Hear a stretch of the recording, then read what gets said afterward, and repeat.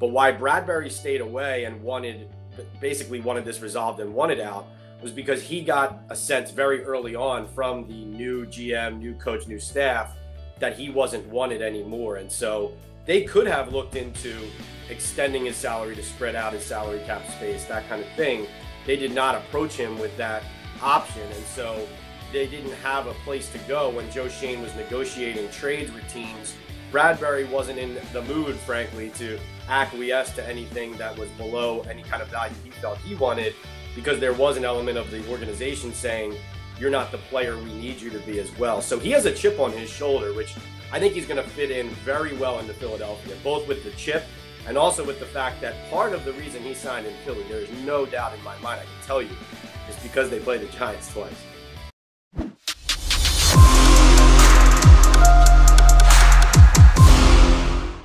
A Tuesday throwdown here on Bird Street 65 with McMullen and McDonald. Before you know it, the season will be rolling around. They will be doing battle in the NFC East, which means a couple of Giant Eagles showdowns. Got a chance to spend a couple minutes to talk about the newest Philadelphia Eagle. Well, no, I shouldn't say that. They did sign another cornerback yesterday. I just don't think he's going to have near as big an impact as the guy they signed last week. Coming down from New York to Philadelphia is James Bradberry, here to give us some backstory on him and how things are going this offseason with one of the Eagles' key rivals, the New York Giants, is Pat Leonard. He covers them day in and day out for the New York Daily News. Mr. Leonard, how's your spring going? Jody Mac, doing well. John, good to be with you guys.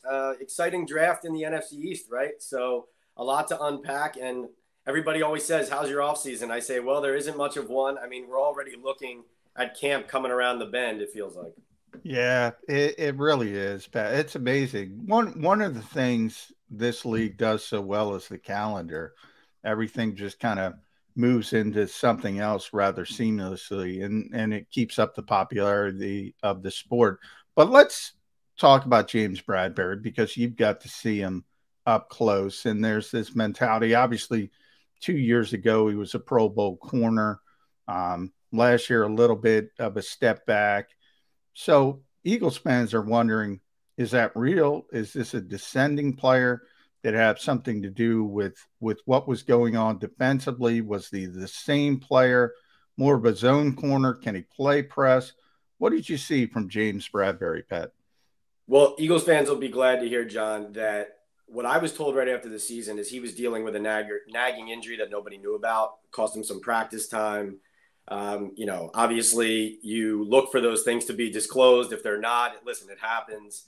The bottom line is that's my understanding. The Pro Bowl caliber corner that the Giants had was dealing with something throughout the year that he was managing. So he's playing through, not necessarily an excuse for some of the misreads that he had, but also everybody in the Giants defense was basically trying to clean up for each other as it was snowballing on you, the fact that the offense couldn't score. So on the Eagles, he gets healthy. He's also working with a much better offense that's going to have the ball more and score more points. And really, it's just a home run signing for the Eagles, in my opinion. I mean, the interception he made in 2020 against the Bears, defending Allen Robinson and man-to-man coverage, arguably the best play any Giant has made in the last 2 seasons. Wow, that's a bold statement. Give me your read on this. I got my evaluation of Bradberry. You watch every single play, and then you go home and you watch it 4 more times. I just watch it on Sundays. And I think the guy is a borderline Pro Bowl quarterback still. So I would believe that the Giants made the decision to move on from Bradberry much more so because of salary cap purposes than his play actually going backwards this year.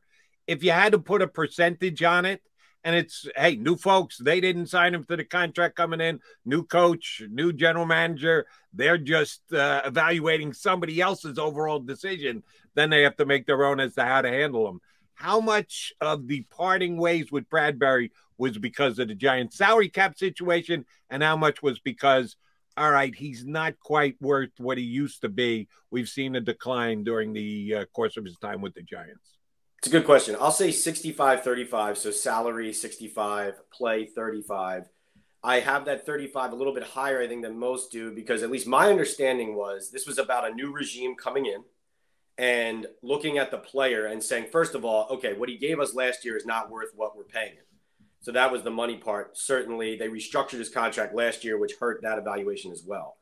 But why Bradberry stayed away and basically wanted this resolved and wanted out was because he got a sense very early on from the new GM, new coach, new staff that he wasn't wanted anymore. And so they could have looked into extending his salary to spread out his salary cap space, that kind of thing.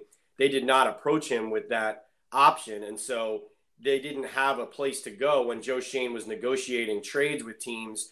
Bradberry wasn't in the mood, frankly, to acquiesce to anything that was below any kind of value he felt he wanted, because there was an element of the organization saying, you're not the player we need you to be as well. So he has a chip on his shoulder, which I think he's going to fit in very well into Philadelphia, both with the chip and also with the fact that part of the reason he signed in Philly, there is no doubt in my mind, I can tell you, is because they play the Giants twice.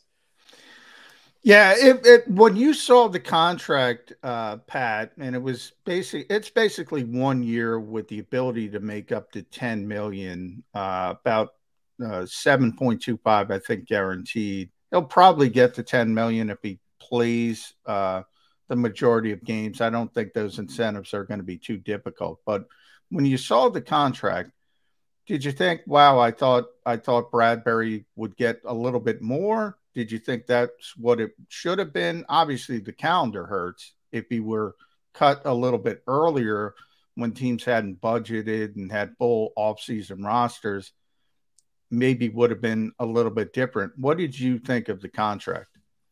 I think you hit the nail on the head with how long the Giants held on to him past the start of free agency.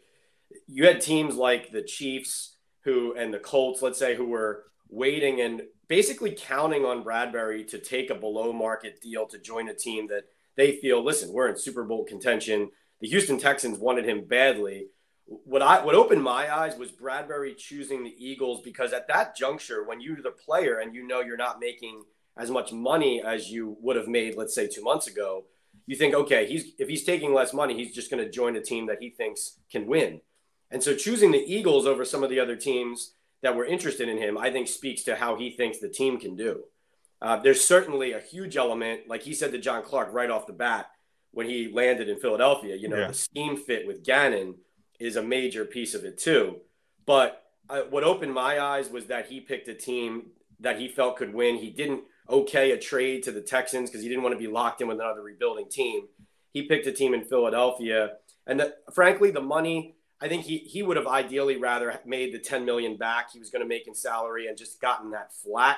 But the calendar, like you said, affected. He has to get that with incentives now and not with the base salary. All right, Pat, I want to ask you about the new Giant secondary, because that's what's going to be this year. Several times last year when asked about the Giants, I would say, well, I think the strength of the team is actually their secondary. I think that's where they actually hold up best. Adoree Jackson, Bradberry, Logan Ryan. I thought they had a dynamite safety. Even a Jabril Peppers was a guy who I thought was sitting on a bigger year than he had last year. They basically turned over the entire secondary out of necessity, out of scheme, out of finances. Do you think the Giants have any chance? And Adoree Jackson's still there, but he'll become a cap casualty next year. The turnover that they've had in their secondary, how quickly will it be implemented? Do they have a chance to be as good as they were last year with the newer, younger, less expensive guys who will be playing for them? No, I think it's a major concern, Jody. And I think Don Wink Martindale, the defensive coordinator, his MO is to send the house and to blitz and to generate pressure. That's what they're going to have to do. They draft Kayvon Thibodeau. They have Leonard Williams, Azeez Ojulari up front. They're going to need to get to the quarterback because in the back end right now, you lose Bradberry, your number one corner. They're counting on Adoree Jackson to be a number one corner, but the Titans let him walk into free agency as a former first-round pick for a reason. So far, he has not shown he can be that. And really, you look at the safety position, you lose Logan Ryan. They didn't have to cut Logan Ryan. They did it for a variety of reasons. They didn't want him in the locker room and all that. But now they have kind of a hole at strong safety where Julian Love right now projects to step up. He's going to probably factor into a rotation with a rookie they drafted out of Iowa, Dane Belton, who's more in the realm of like the Jabril Peppers down around the line of scrimmage type guy.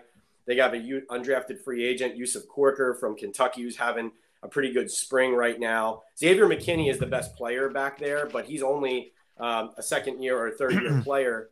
So frankly, that's the weakness. And so when I saw the A.J. Brown trade come down, I look at the Eagles versus the Giants with those 2 late season games, and I say, regardless of what the Giants are doing well, I don't think they can cover the Eagles receivers.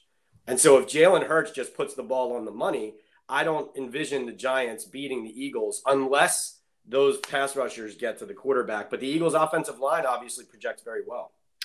Well, let's talk about that pass rush, Pat, because it does. There's some names that kind of jump out at you. And it starts, obviously, when you draft as highly as they did, you get a talent like Kayvon Thibodeau.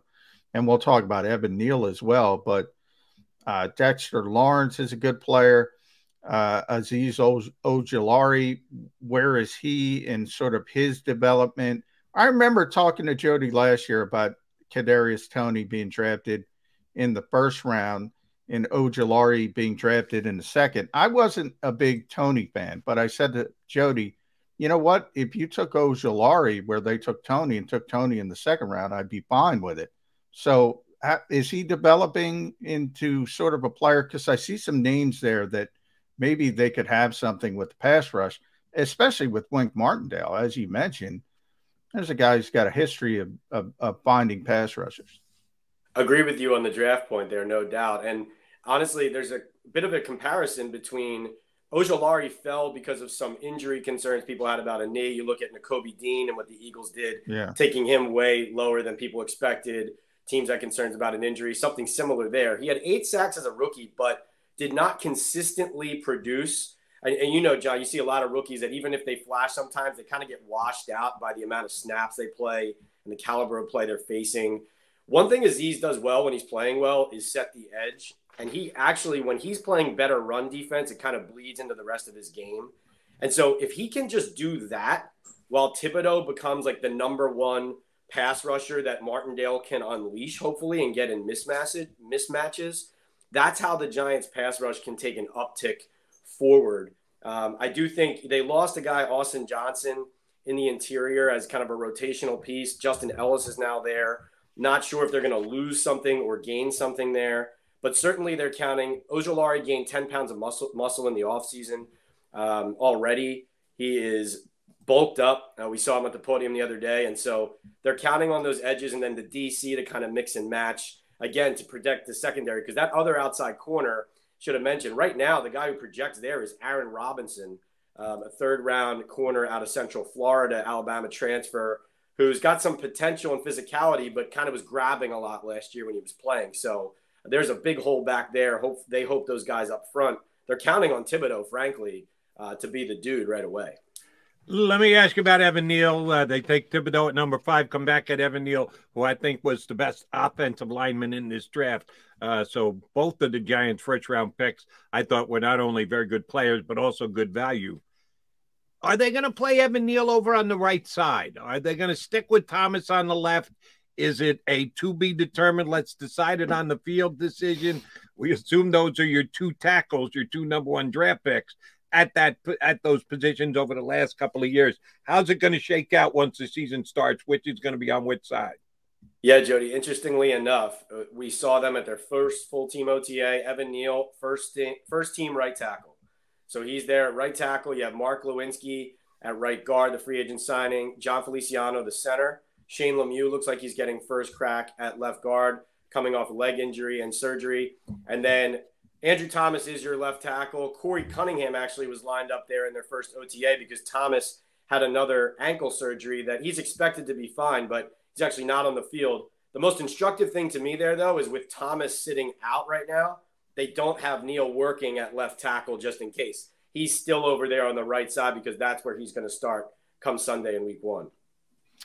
That offensive line, Pat, has been an issue for years. And, you know, for the people holding out hope on Daniel Jones, making sort of that late run to be that, I don't want to say franchise quarterback, but at least competent starting quarterback in this league.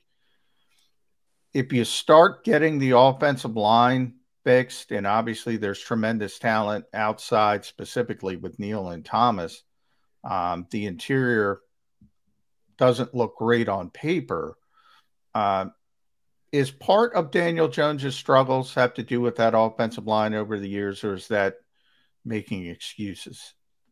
It's a little bit of both. It even goes back to Eli Manning, where some of it was on the line, some of it was on the quarterback, couldn't make the throws anymore. It's the same with Daniel Jones. Like, really, the Giants' problem is the red zone, John.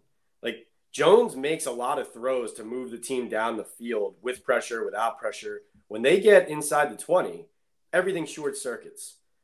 Guys can't get separation. They can't protect a guy another play. He's right on in Daniel Jones's lap. And then there's also plays where he has plenty of time to make a decision and just can't make the right read, or doesn't, or holds the ball too long, or lets go of it too early and doesn't let the play develop. Their line, I agree with you. I'm skeptical that their line is quote unquote fixed. I'll tell you what Brian Daboll is showing right now that he's going to do. They're going to throw the ball to Saquon Barkley about 3,000 times. They're going to swing him out into the flat. They're going to move the pocket. They're going to run RPOs. Jones is going to run some keepers, which he did with Jason Garrett. But what we see right now in practice is, yes, they're going to try to give him time to make those throws that he proves he can when he has the time. But I don't think they're going to wait and find out if they can do that play after play. I think Daboll is going to use his running backs a lot. And so it projects when you play Jonathan Gannon's defense, it's going to be a lot on the linebackers, the Eagles safeties, to get out there, to get out in space, to make those tackles, to gang tackle, to not let a player like Barkley operate. And even Wan'Dale Robinson, the rookie that they drafted out of Kentucky, who's more of a gadget player, don't let those guys get free. Because I think the Giants know, even though they're projecting right now there's a ton of confidence in their new line, like you said, the interior especially is still not fixed.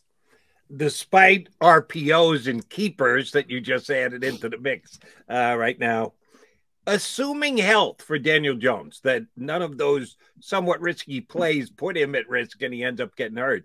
Assuming health, does he start all 17 games this year? Is there a chance that Tyrod Taylor could be handed the reins to the Giants this season? If it's somewhat obvious that, okay, Daniel Jones, not the future quarterback of the Eagles, maybe we go with another guy just to mix it up and take another look at things. How many games do you think Taylor's going to start for the Giants this year? Boy, that's a good question, Jody. I think that the Giants would get the most out of and will just ride out as much Daniel Jones as they can, as long as he's healthy. The question, as you said, is whether he will stay healthy. But I'm not sure if it's going to benefit them late season if things aren't going well to start Tyrod to win a few games, especially when it's going to hurt your draft picks. I mean, teams like the Eagles, Seahawks, Texans, they have 2 first-round picks to go up and get these QBs. If the Giants season goes in the tank, they might as well let it keep going there to try and end up with a higher pick to get that next quarterback. By the way, Tyrod Taylor, I see him in practice, is very short, which surprises me. He's much shorter in person. I see him than when I watch him on the field. But yeah, I think the veteran is there more for if the season is going well, they feel like they can win and Jones gets banged up, rather than just pulling the plug on him 4 or 5 games into a lost year. Pat, I think a lot of people look at the Giants and say what you just said. You know, you get late in the year with these 2 Eagles games, and maybe the Giants aren't, thinking about, maybe they're thinking about the draft more than winning those 2 particular games. Is there a path for this team to be better than people expect? I always joke, if you draft at the top of the draft a bunch, eventually the worm is going to turn, because you're bringing in some significant talent, and you can make an argument that the 2 best football players offensively and defensively in this draft are on the New York Giants from a pure football standpoint. They're adding some talent. How far off are they from being a contender if they fix the quarterback position? Right. Yeah. To your point, I think the last time a team had 2 first-round picks this high was the Cleveland Browns with Baker Mayfield and Denzel Ward. And then they end up going to the playoffs a few years later, but they end up getting there. I think right now, listen, the Giants, I think they understand who they are. Last year, they thought they could win the division, go to the playoffs. I think right now they know that they still have a ways to go. Brian Daboll actually can't stop saying it. We still have a long way to go. For the same reason, though, that I think the Eagles, could get home field, let alone win the division, I think the Giants could get a few extra wins based on their schedule.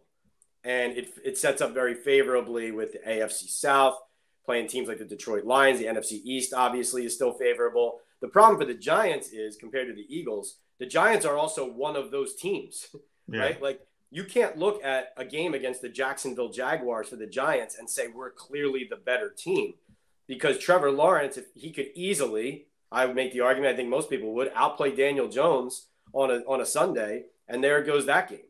So I think that the Giants have an opportunity. I think the over-under I've seen in a lot of places is 7 wins. I still like the under on that. But there is a chance, if they stay healthy, with Barkley looking right now like he's healthy, to get towards that number because of the fact that they're playing some favorable games. But health, like you said, and like we're talking about, is a big thing with them. It's not just health of their starters. It's also who's replacing them. You know, that brings me back to Bradberry with the Eagles. Like, you know, if Darius Slay gets hurt, you still have the number 1 corner on your roster. So the Giants don't have that element at a lot of key positions.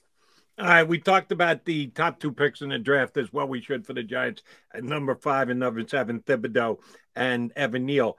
But they had something that the Eagles didn't have this year, which is quantity. The Eagles decided to sell off some of their picks, trade off some of their picks to get quality. A guy like A.J. Brown isn't a draft pick, but a draft pick lands them a top 10, 12 wide receiver. The Giants instead held on to their picks and even added a couple more.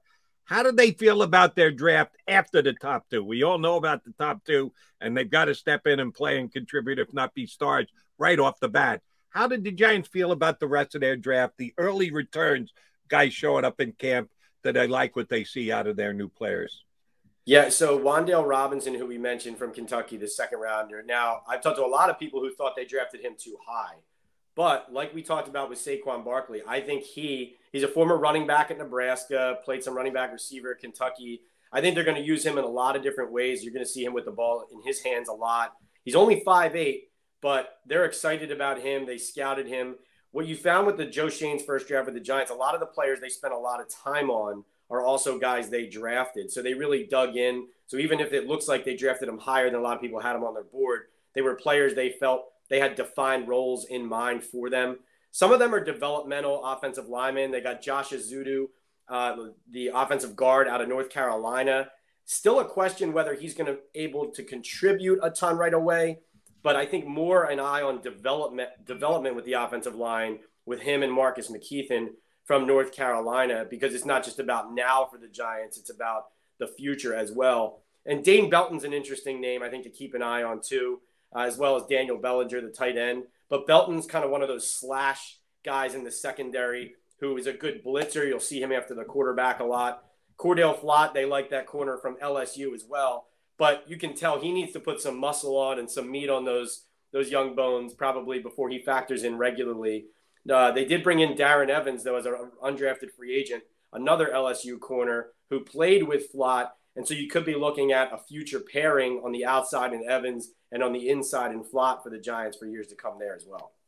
Pat, you mentioned Saquon a little bit, and they're going to throw the ball to Saquon a lot. They're going to hand the ball to Saquon a lot. We know the talent. Is there sort of, this mentality with running backs, if, hey, they're not going to be there next year, you might as well run them into the ground. Is that the Giants' plan? Is that, give them the ball 300 times and see what happens? That's what it looks like, John. I'm glad you brought that up, because it really is a kind of a unique situation where, he's in his contract year, 5th-year option. It's kind of obvious, it seems to me anyway, that he's not going to get paid here. And will he get paid elsewhere? He has a lot on the line as far as staying healthy and producing. Now, obviously, if he stayed healthy, got the ball as many times as the Giants plan on giving it to him, maybe they do have a decision to make there. But I believe that he's looking at kind of an audition for the team that signs him in free agency next spring. So will that help the Giants here? I think they're going to try to get the most out of him that they want.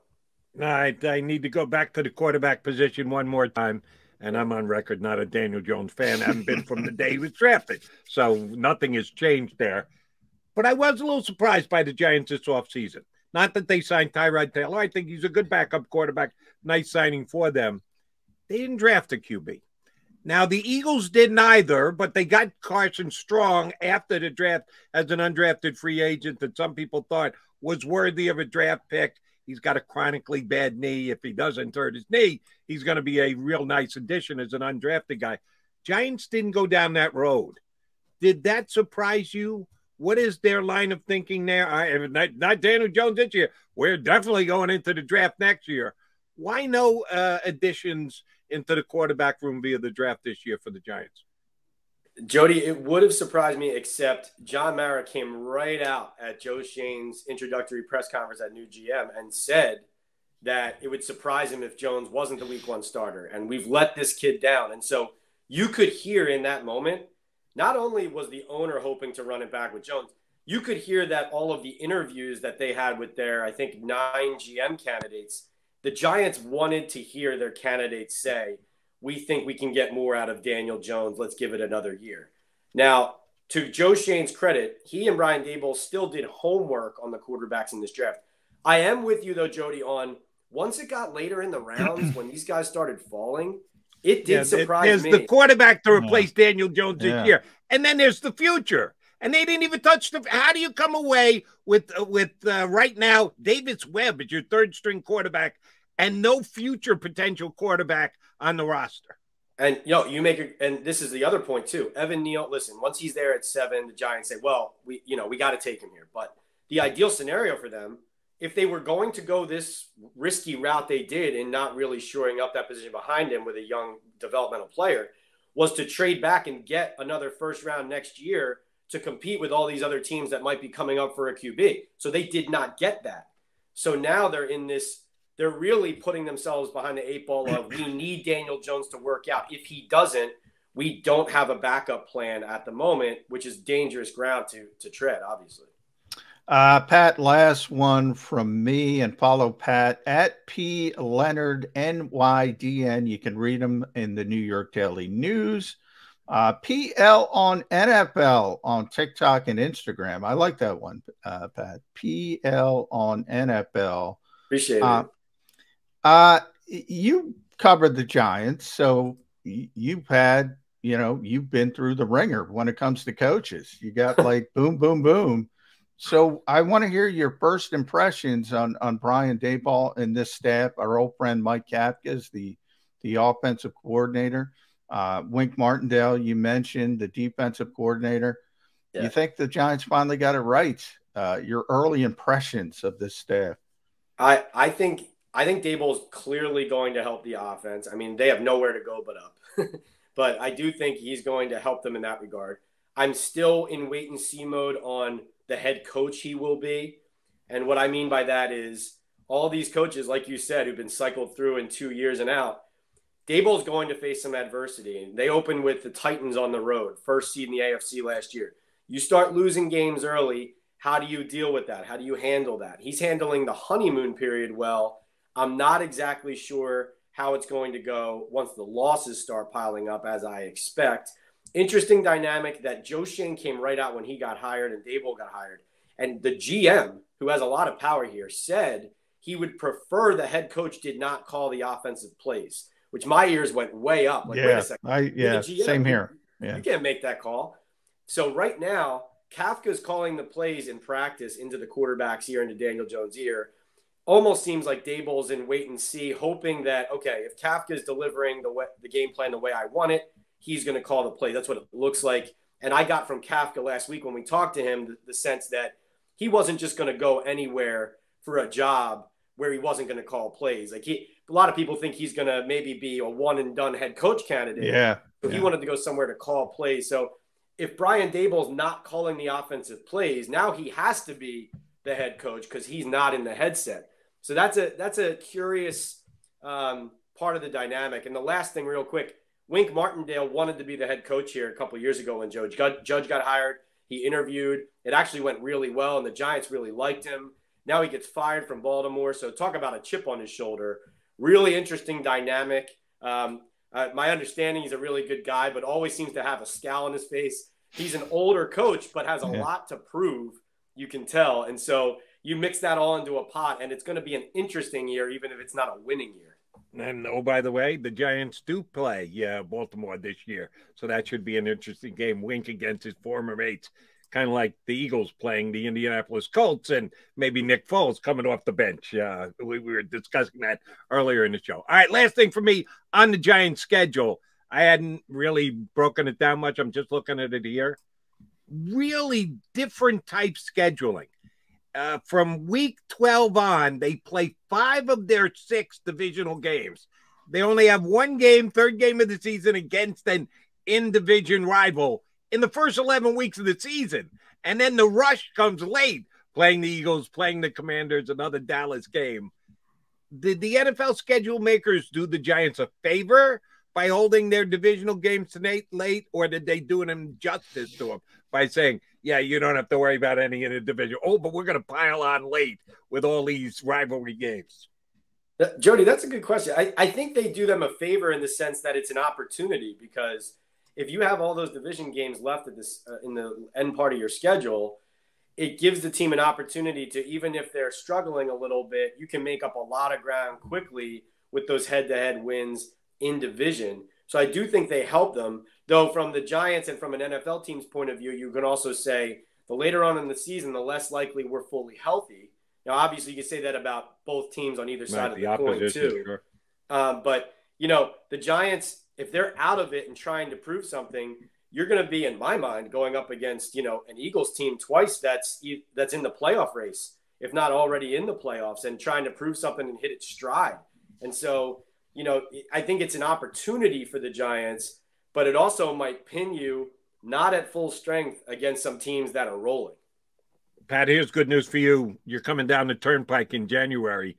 Better than some having to go fly across country late in the season. All you got to do is get on the turnpike and come down here for the final game of the season. We appreciate your streaming in and joining us today. You always bring good insight. Thanks for doing it with us today. I love coming on with you guys. Thank you so much. Thanks.